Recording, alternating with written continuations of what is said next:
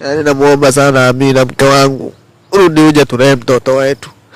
Amina mke wangu, nakuomba uje urudi tulee mtoto wetu. Yaani kuna siku mtoto ameungua natamani hata kujiua. Omari Isa pamoja na mtoto wake mwenye miezi 9 wanaishi katika shamba la mahindi kwenye kibanda walichokijenga kwa kutumia mabua ya mahindi pamoja na vipande vya maturubai katika mtaa wa Vikunati, kata ya Toangoma, wilaya ya Temeke, jijini Dar es Salaam, baada ya mke wake kutoroka na kumwachia mtoto wakati alipokwenda kumuuguza mtoto huyo ambaye alilazwa kwa zaidi ya siku 6 katika moja ya hospitali iliyopo katika eneo hilo, huku muda ukiwa umepita zaidi ya mwezi mmoja tangu mwanamke huyo aondoke. Achana na mume wako, njoo mimi nitakuoa. Hizo message ndio nilizikamata. Lakini nikamwambia mke wangu atulie na nilimsamehe, aliniomba msamaha nikamsamehe. Omari anaeleza kwamba safari ya kufika jijini Dar es Salaam akitokea Mwanza ni baada ya rafiki yake kumwahidi wa kwamba kuna kazi ya udereva trekta na yeye anapaswa kufika kuanza kazi hiyo mara moja, ambapo aliamua kuongozana na mke wake pamoja na mtoto huyo, na walipofika alizima simu licha ya kuwa tayari alikusha kumtumia shilingi 300,000 kwa ajili ya kumtafutia kazi hiyo. Kuliko kuniachia mtoto na kila kitu kaondoka nacho. Na kwa sasa hivi sina ramani yoyote ile ya kufanya kazi. Nipo tu nalima vibarua hapa mashambani. Mwanaume huyo anaeleza kuwa siku ya 4 wakati mtoto huyo akiwa amelazwa katika hospitali hiyo, mama yake mzazi alimtoroka na kwenda kusikojulikana hadi hii leo, jambo ambalo lilimbidi Omari kuendelea kumlea mtoto huyo akiwa shambani licha ya kuwa ni wa kike. Na baadaye aliporudi nyumbani alikuta mke wake akiwa amemwibia kila kitu katika nyumba ya awali waliokuwa wamepangisha. Tumemaliza miaka 3. Nimeishi naye kwa umri wa miaka 3 mpaka sasa hivi. Kutokana na mke wake kumtoroka, huku kodi ya eneo hilo ikiwa imekaribia kuisha, alianza kutafuta kazi ya kufanya akiwa na mtoto wake mgongoni, ambapo katika pitapita zake alikutana na mtu mmoja aliyempa kazi ya kulima, na hapo ndipo alikuja kuishi katika eneo hilo hadi hivi sasa.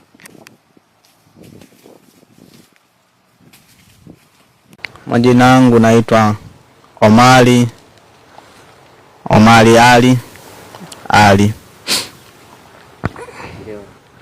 Tulitoka Mwanza tukahamia Dar es Salaam kwa ajili ya kutafuta kazi. Tukaja, tulipofika huko Dar es Salaam tukakaa, nikauguliwa na mtoto, akalazwa hospitali, na mke wangu alivyolazwa mtoto hospitali, mke wangu akatoroka na vitu. Mimi aliniacha odini, akawa ametoroka mke wangu na vitu mpaka sasa hivi sielewi alipo. Mtoto alivyougua tulimpeleka hospitali, akalazwa hospitali. Alivyolazwa hospitali tumemaliza siku 5, amemaliza hospitali siku ya 6 ndo aliagwa. Mke wangu aliniacha odini nimpumzishe, naye amechoka kulala odini. Ikabidi mimi nilale odini. Nilivyolala odini ndo kupata nafasi ya mke wangu yeye kutoroka. Akaondoka na vitu vyote. Nilivyorudi nyumbani kwangu, nilivyoambiwa na jirani, nilivyoenda nyumbani kwangu kwenda kukagua, kweli mke wangu ametoroka. Nikachukua barua kwa mjumbe, nikarudi odini kuhudumia kumuuguza mwanangu mpaka alivyopona mwanangu. Nikaenda kituo cha polisi, nikachukua PF3 ya kumtafuta mke wangu. Nilichukua RB ya kumtafuta mke wangu. Mpaka sasa hivi bado sijampata mke wangu, na amenitelekezea mtoto ana miezi 9. Mpaka zi mwanangu ninaye natembea naye mtaani, hali ni ngumu sana. Kazi sina, kipato chochote sina. Pesa ndani alichukua 300,000 na kitu. Na vitu vya ndani ilikuwa ni godoro, kitanda, TV, radio, freezer na fridge yake ya maji ya kunywa. Vyote aliondoka navyo. Kitu alichoniachia pale ni nguo za watoto, za mtoto wangu mimi na nguo zangu mimi. Basi ndivyo alivyobakiza, vingine vyote alichukua. Tumemaliza miaka 3. Nimeishi naye kwa umri wa miaka 3 mpaka sasa hivi. Ni mke wangu wa ndoa kabisa. Na popote pale kama ananisikia mke wangu, arudi tulee mtoto wetu. Kwa hali ninayoipitia ni changamoto moja ngumu sana. Kumlea mtoto peke yangu, na mimi ni mtoto wa kiume, ni changamoto moja ngumu sana. Napitia wakati mgumu sana. Aguswe popote pale, aguswe. Mimi nimemsamehe na wala sina ugomvi naye wowote, na bora angetoroka hata kwa kuniaga, au aiza alivyokuwa amebeba vitu angesubiria hata mtoto akapona, yeye akaondoka na vitu na mtoto. kuliko kuniachia mtoto na kila kitu kaondoka nacho. Na kwa sasa hivi sina ramani yoyote ile ya kufanya kazi. Nipo tu nalima vibarua hapa mashambani. Kwa gharama nzima inakuja kama 3 na kitu. Kwa hesabu nzima ya pesa na gharama ya vitu alivyoondoka navyo. 300,000 na kitu. Kwa sasa hivi nafanya kazi ya kulima tu hapa mashambani, ndo namlea mtoto wangu. Kwa sasa hivi na kazi yenyewe niliyoikamata hapa shambani ni 60,000 kwa mwezi. Ni heka moja ya kupalilia mahindi. Na huyu mwenye shamba kila siku naletewa unga wa shilingi 1,000, dagari ninunulia. Kwa hiyo unga nijibalance kwa siku nzima. Ni vyakula tu kwa wakati, hapati kwa wakati, anakunywa uji tu, na uji wenyewe hauna sukari. Anapitia wakati mgumu sana. Na chakula hapati chakula kwa wakati. Ni hali ngumu sana. Napitia wakati mgumu sana.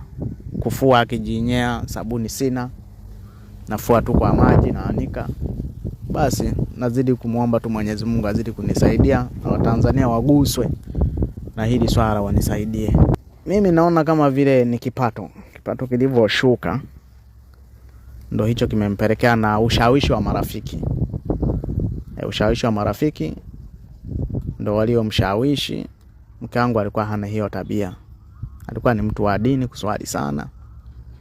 Lakini kwa sasa hivi mke wangu kuna kipindi aliniambia niache yeye arudi nyumbani, mimi niendelee kupambana. Nikamwambia kaa tu tupambane. Sasa kilimpelekea uchumi ulivyoshuka na ushawishi wa marafiki, mashoga zake. Naona hicho ndo kimempelekea sana kutoroka. Message nishai kuzikuta. Message nishai kuzikamata, lakini nikamsamehe. Message ilikuwa ni ya mwanaume.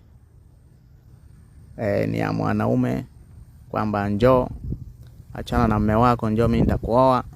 Hizo message ndio nilizikamata. Lakini nikamwambia mke wangu atulie, na nilimsamehe. Aliniomba msamaha, nikamsamehe.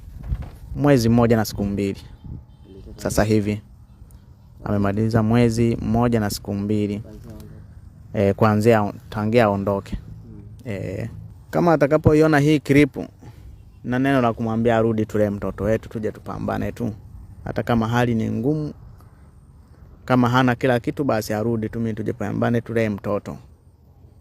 Mimi ndo ninachomuomba hivyo, aguse. Ameniachia janga moja kubwa sana.